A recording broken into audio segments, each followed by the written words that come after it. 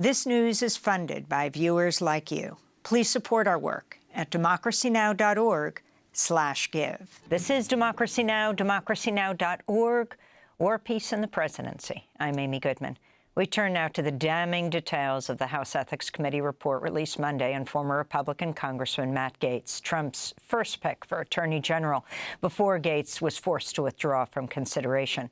He tried to block the report's release this week, but failed. The bipartisan committee's report found Gaetz, quote, regularly paid women for engaging in sexual activity with him, possessed illegal drugs, including cocaine and ecstasy, on, quote, multiple different occasions. The report also found Gaetz had paid a 17-year-old high school student for sex in 2017. The Ethics Committee also investigated a trip Gaetz made in 2018 to the Bahamas, where accepted transportation and lodging in violation of the House rules and laws on gifts. The committee found Gaetz, quote, violated House rules, state and federal laws, and other standards of conduct prohibiting prostitution, statutory rape, illicit drug use, acceptance of impermissible gifts, the provision of special favors and privileges, and obstruction of Congress. The report has renewed questions about how Gaetz escaped federal charges after an earlier Justice Department criminal investigation. A lawyer for two women who testified before the House Ethics Panel, which is evenly divided between Republicans and Democrats, two of the witnesses said they were paid for sexual favors by Gaetz, including one who said she witnessed Gaetz having sex with a minor, had called for the report to be released. Joel Leppard said in a statement, the House Ethics Committee's thorough investigation and detailed findings vindicate my client's accounts and demonstrate their credibility. Meanwhile, Gaetz continued to deny all allegations against him. He wrote on X, quote, giving funds to someone you're dating that they didn't ask for and that isn't charged for sex is now prostitution. There's a reason they did this to me in a Christmas Eve report and not in a courtroom of any kind where I could present evidence and challenge witnesses, he said. Gaetz also spoke Sunday about his future in politics at Turning Point's America Fest. My fellow Floridians have asked me to eye the governor's mansion in Tallahassee. Maybe special counsel to go after the insider trading from my former colleagues in Congress.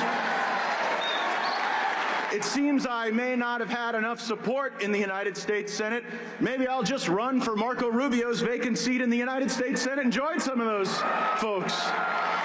Gaetz has also said he may return to Congress briefly since the special election to replace him is set for April 1st. He wrote on X he could be sworn in with the new House members in January, then file a privilege motion to, quote, expose every Me Too settlement paid using public funds of former and current members. He suggested he would then resign and head to the One America Network, where he's been hired to host his own hour-long political talk show.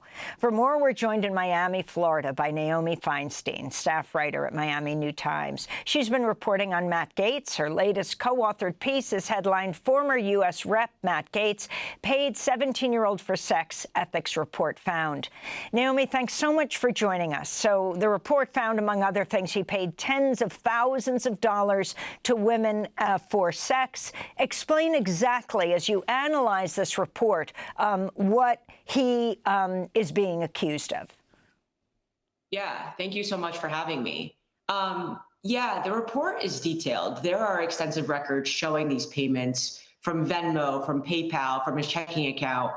And he had this middleman, Joel Greenberg, as we all know. He was the former tax collector of Seminole County, and he would help him arrange to meet these women via Seeking Arrangement, which is a mutual beneficial relationship website.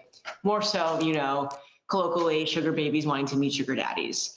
And so they would have these meetings, and it was pretty clear that these were for sex.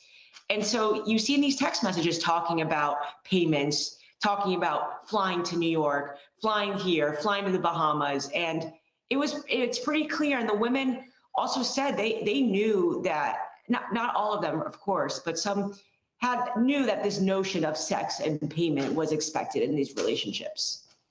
So wait, explain, so both of them were public officials. Yeah, he was a Seminole County tax collector, ways away from us in Miami. So we don't know the ins and outs of him, you know, in terms of aside from, you know, his his whole criminal indictment, and he's actually currently in prison. But yeah, he was kind of like this little middleman for Matt, and he would really arrange these meets. There's text messages where he's texting with one woman asking, "Oh, do you have a friend?" And she's like, "Yeah, I have a friend." And the meet would be $400. And he then sends a text, "Well, this is my friend," texting a picture of Matt. So you kind of see this, and he cooperated with investigators in terms of the federal investigation, but also with the House committee. He was pretty integral in giving a lot of these records, explaining how they would have these parties. Again, in July 2017, one of these parties is where Matt had sex with the 17-year-old girl. So yeah, they kind of had this kind of tandem, this little tag team of having these parties, having this arrangement to meet women. In one text exchange, a woman complains to another woman who's also involved that she didn't receive payment from Gaetz. She said, "I hate the money situation in drugs," she writes. The woman advises her to ask for money up front and, quote, "before you have sex with him for sure."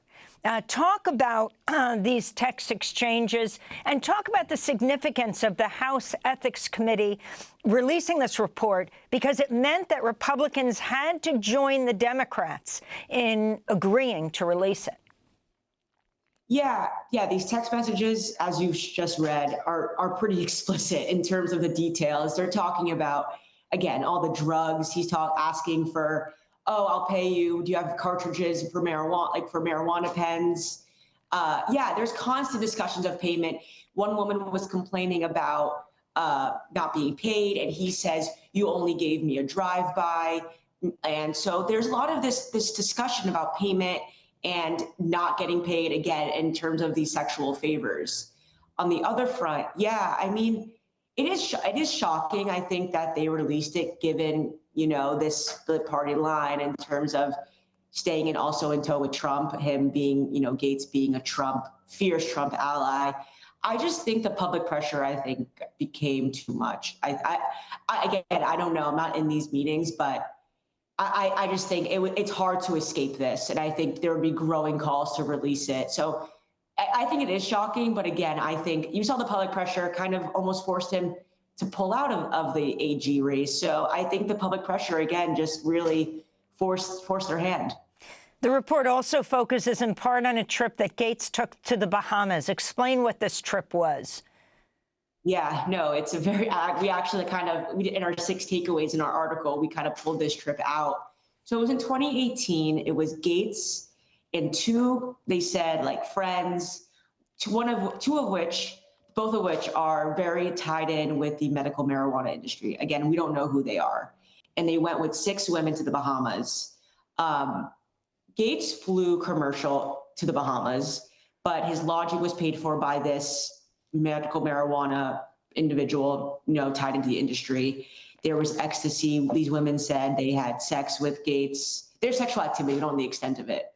And in terms of, they said they weren't exactly paid for this. They said the trip itself was payment. The reason why this trip kind of, got in the crosshairs, aside from his behavior, was that also on the way back from the trip, Gaetz went on a private plane paid by this medical marijuana tied individual. So they found out that he had all these undisclosed gifts. The lodging was paid for, the meals were paid for. The woman said they never saw Gaetz pay for anything. And again, Gaetz flew on this private plane back. So again, these are just gifts that he's getting on the other front besides his behavior. So if you can talk about his role in the downfall of Kevin McCarthy, or I should say, the House Speaker, Kevin McCarthy, attributes his downfall to Matt Gaetz, who he said wanted the Ethics Committee probe to be stopped because McCarthy didn't. He voted against him. Yeah, I mean, he was leading the charge with getting Speaker McCarthy, out. And so, yeah, and I mean, we even see at the RNC, I remember even before Matt took the stage, he's there like teasing McCarthy. And yeah, Gaetz is a fierce ally of Trump. So anyone getting in their way is their enemy, and so to speak. So yeah, he will do we'll see. I mean, it's pretty clear that he would really do anything to let that, more right-wing MAGA agenda in, and so McCarthy was just in his way, and so he will do what he needs to do to help Trump. And the possibility, now he's going on to OAN, the extreme right-wing TV network, but the possibility he could run for governor of Florida or Senate. Yeah, I mean, I know he's teasing it. Again, we don't know with him. He's very unpredictable. But yeah, I mean, I wouldn't be shocked if he runs for governor. You know, he's been in state politics, his dad, you know, and so what about the power of his family, Naomi Feinstein?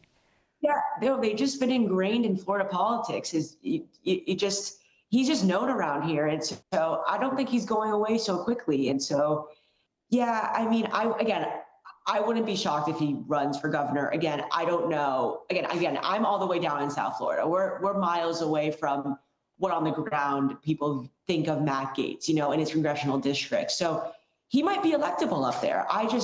We just don't know, and it's a gauge that we will find out. But it will be very interesting, I think, how this all plays out, given these accusations. But at the same time, you see already everyone on his side, Trump, you know, defending him, saying these are baseless accusations. He was exonerated by the federal investigators. So it's going to be a situation like that, likely. I'm guessing.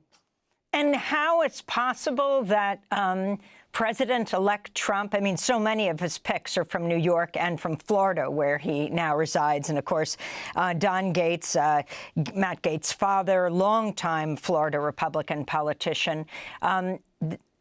Trump, the president-elect, didn't know about this House report or the thought that it could even be possibly leaked? I know. Yeah, I thought the same thing because this is he picked him for attorney general. This is a man, by the way, we should be very clear on his positions, far-right positions, except on the issue of marijuana for decriminalization. Is that right? But on issues, issues of reproductive rights, fiercely anti-abortion. Talked about the women who support access to abortion, too unattractive to be impregnated, that those who attend abortion rallies are, quote, ugly on the inside and out. When it comes to transgender issues, when it comes to the whole debate over bathrooms, he has been fierce in his anti-trans rhetoric, also even on the issue of contraceptives. Yeah, exactly. And so back to what you were saying about the House report, I thought the same thing. I mean, again, we would hope that Trump knew about this, but at the same time,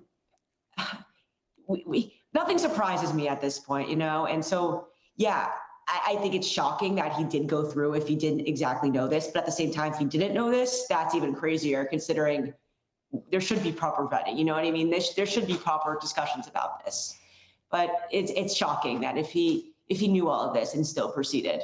Well, Naomi Feinstein, I want to thank you for being with us, staff writer at the Miami New Times. We'll link to your article, former U.S. Rep. Matt Gaetz, paid 17-year-old for sex, ethics report found. Democracy Now! Is funded by viewers like you. Please give today at democracynow.org/give.